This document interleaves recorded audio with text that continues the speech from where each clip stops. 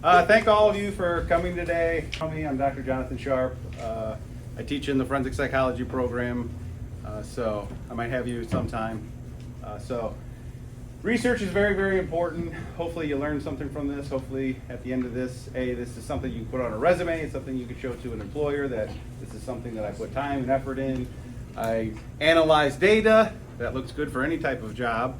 And you have results to show. Hopefully by the end of this, for some of you, you might want to also pursue publishing. If anybody is interested in that, please contact myself or James here from the library.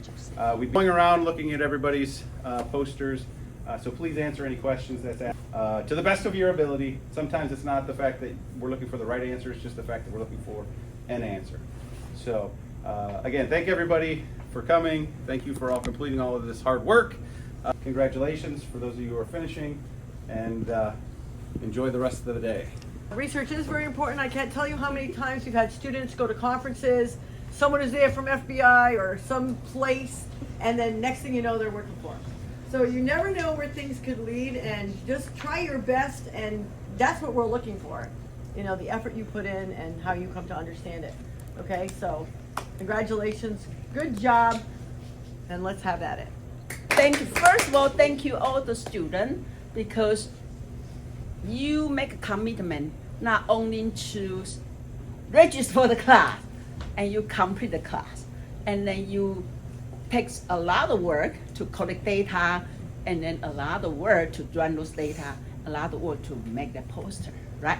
But then when we say poster, we need to thank whom?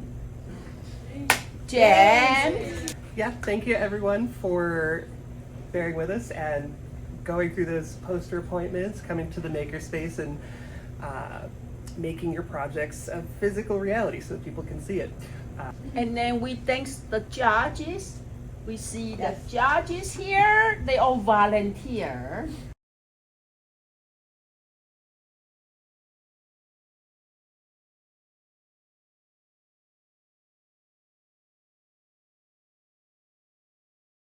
Three, two, one, yay! So my name is Allie Patrick. I did mine on dog behavior, basically to see what all the dogs, like how they acted when they first got into the home, how they act now. I found that a lot of the dogs weren't too scared of anything. Also, like the responses between like different people in different households with the same dogs. Routson, and this is my project on if Microsoft has a monopoly. Overall, we found with users, which was over 72, that Microsoft had an astounding monopoly of over 88%. The category for a monopoly is over 50%, so 30% more is quite alarming. Overall, this research project focuses on the impacts of security, consumer choice, itemization, and also future implications in the industry, as Microsoft has previously been indicted on monopoly charges in 1999, which they're back to their practices. Our conclusion is that Microsoft does have a monopoly, and our recommendation is that they likely should be separated or monitored heavily by the government. Hi, I'm Zing, and I'm Tatiana. And this is our study on race, gender, sexuality, and economic disparities in healthcare. So we tested two different races, Caucasians and African Americans, females versus males. We wanted to see how high their knowledge is with the healthcare disparities that goes on in the world today. Because I expected the minority to score higher than the superiority, but it was completely opposite. Like, I was genuinely surprised because they might not go through the same treatment and disparities that the minority goes through. So. My name is Ania. The research I did was on the mental health of injured athletes. I did this research because I was once an injured athlete. So all of my questions were based off of like my experience, and then also shared experiences from athletes who did the same sport as me and then had like the same injuries as me. Also found it interesting that it said that the coaches provide more of a motivational and realistic recovery goals. But however, within some of my research, I found that the coaches weren't giving that motivational and realistic, and I felt the same way. The mental health within the injured athletes, it's not really talked about. It's more of like pushed to the side. I basically created like 15 questions based off of these. So some of them were, did they ever feel disassociated? Did they feel important during or after their recovery? Did they ever fear recovery? And then did they have to alter their performance? And then did they feel external pressure? So the less that they felt disassociated was they felt less important during their recovery. The more that they felt disassociated, the more they had to alter their performance. And then same thing for they felt more important, so they felt more important after their recovery as well. And then the whole was rejected for all of them. I'm Drew Curtis. This is my poster about the perception of police. So I did research based on to see if students if there was a correlation between your race, sex, gender, or age with how you perceive police, whether it's on campus or off. And I actually found that in my research that your race really doesn't have anything to do with how you perceive the police to see if they're positive or negative towards you. It's usually like, it was about the same outcome.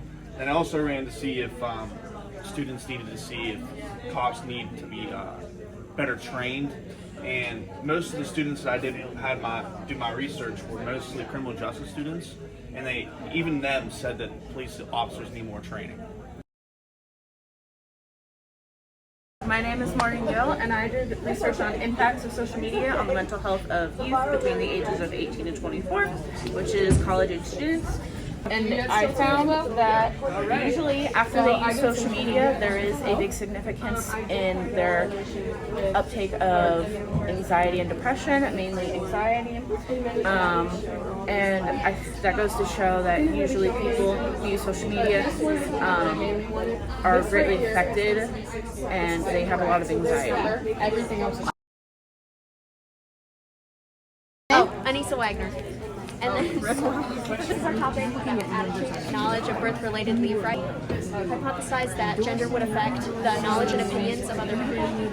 And we found that our results were not significant among the knowledge of males and females. There was 1 out of 10 questions that were true and false, and both males and females had an average of 7 out of 10.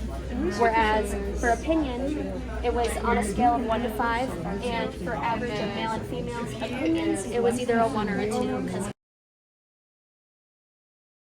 Hi, I'm Hannah Lyman. I chose to research how sleep affects the mental health and academic performance of college students. Overall, I found that there was a significant relationship between sleep pattern and mental health, and sleep pattern and academic performance. Interestingly enough, I actually noticed that the women had a higher correlation between sleep pattern and mental health, and the men had a higher correlation between sleep pattern and academic performance.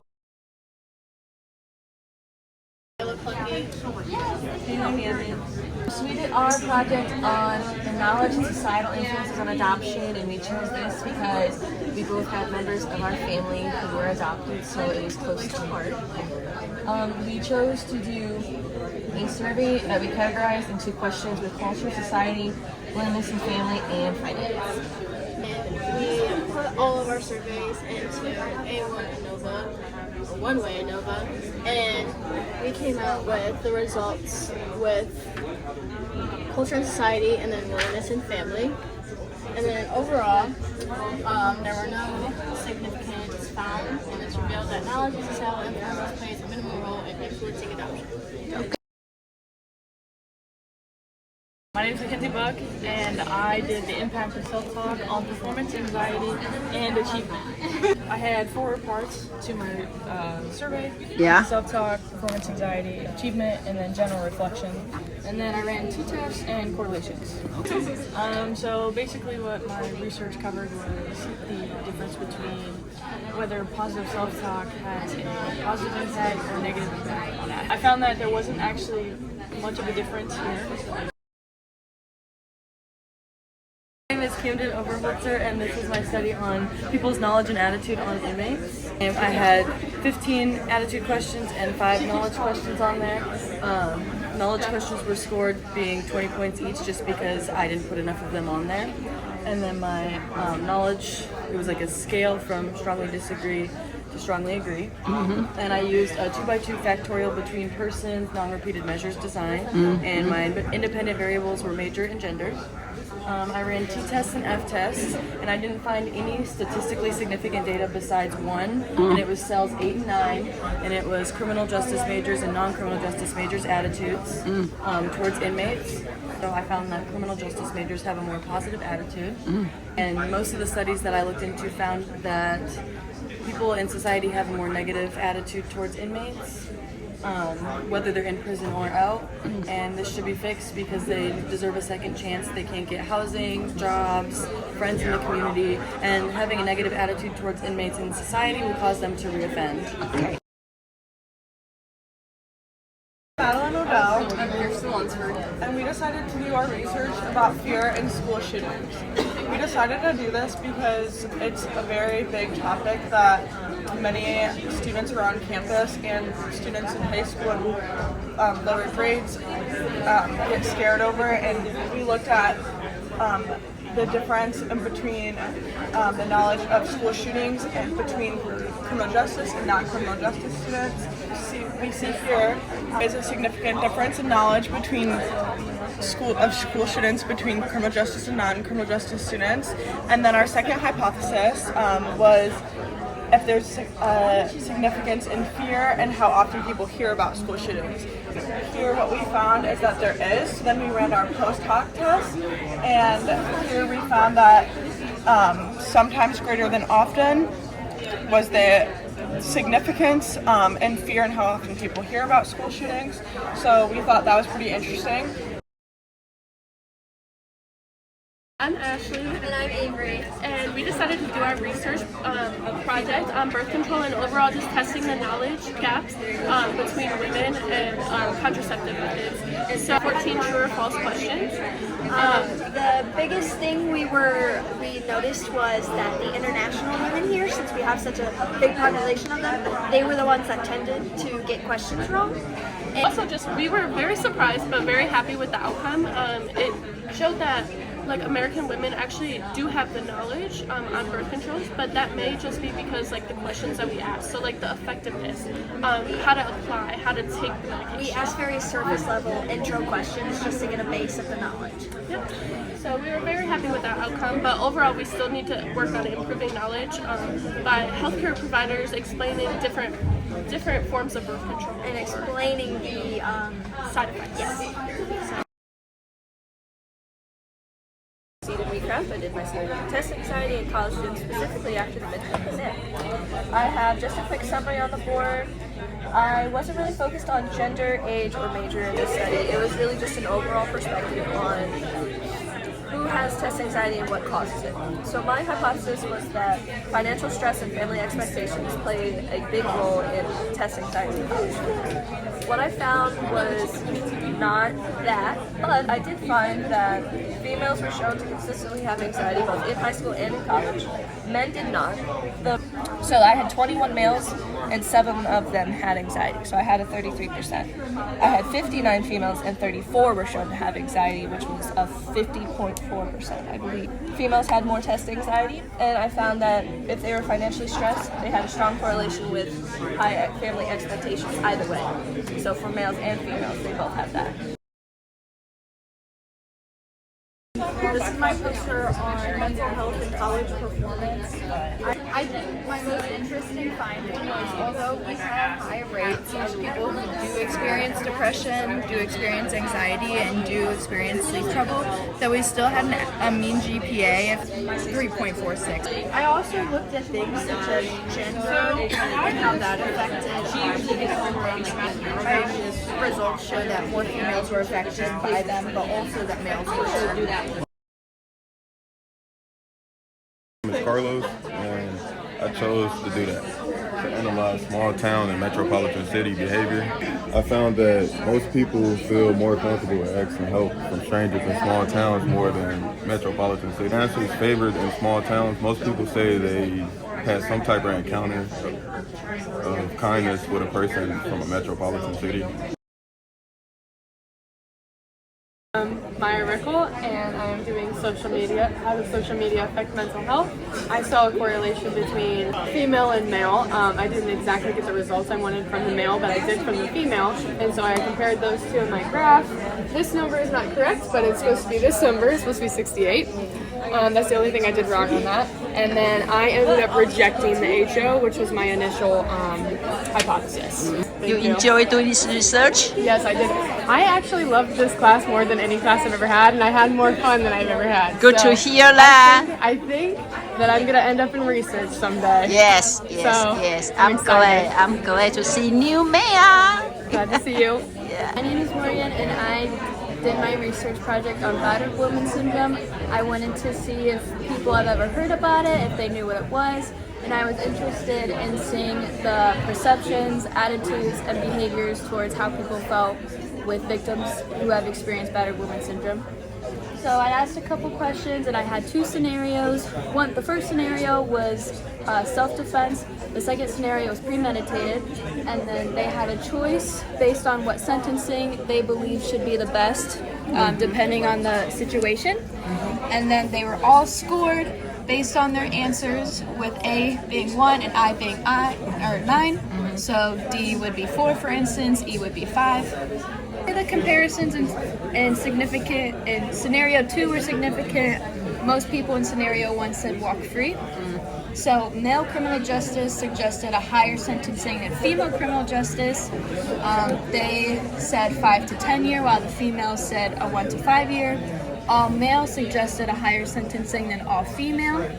Again, they wanted more the 5 to 10 and 10 to 20, while the females wanted less than a year and 1 to 5 years. And then all male suggested higher than all criminal justice, and then all non-criminal justice suggested a higher sentencing than all female. I'm Mason. We did the understanding of cybersecurity. It's basically about who is more susceptible to cyber attacks based off of gender and people our age.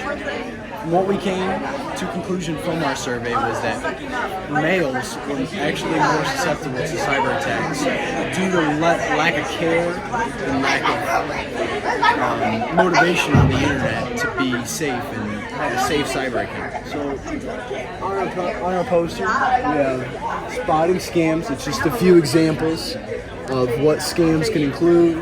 We have strong passwords and a few examples of creating a strong password. Yeah.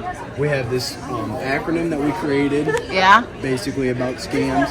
Yeah. And then we also have the 2 phone numbers right here. Okay. The IT help desk and then the head of the security office. And we also have the security email for the Tiffin if you were to be attacked.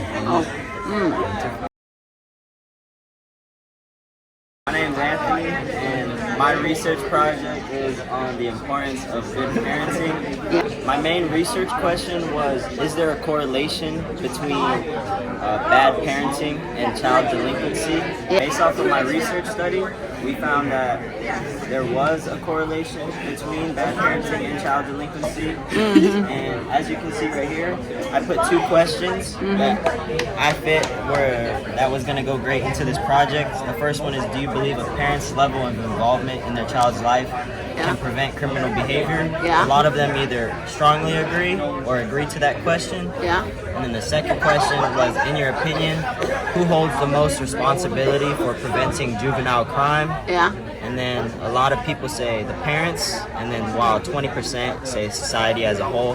With that, I would like to just conclude, bad parenting, of course, generates a life to child delinquency, just mainly because there's a lot of neglect. They just feel like they're not good enough, so they tend to find other things to gravitate towards that either boost their morale, like gangs or whatnot, which can lead to either death or a life in prison. And yeah, so Wow. Thank you. I'm Cadence Varner, and I did my project over caffeine uses between students. I wanted to do this this research because, one, I also drink caffeine, and I also see it every single day on the baseball team here at Tiffin. And I was curious about caffeine usage between other sports. Found where athletes, on average, drink more caffeine. Something I also found was that females and males tend to gravitate to certain drinks.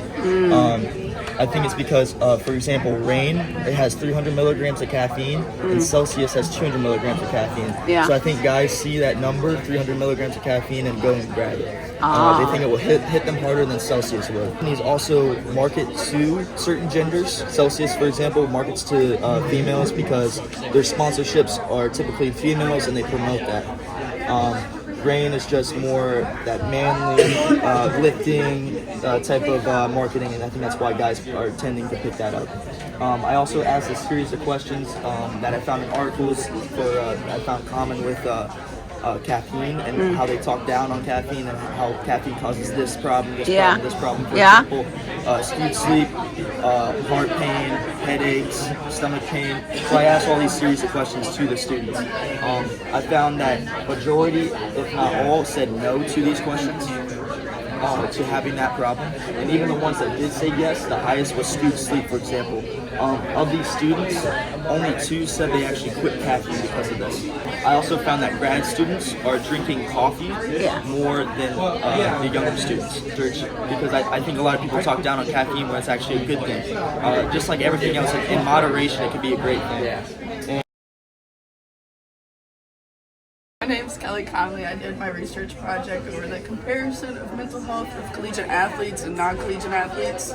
Females have more significant depression than males, and that athletes have a more significant well-being than non-athletes. But I also did find that non-athletes have more significant mental health issues than athletes. I'm Carly Gutka. And I'm Ann Gerbach.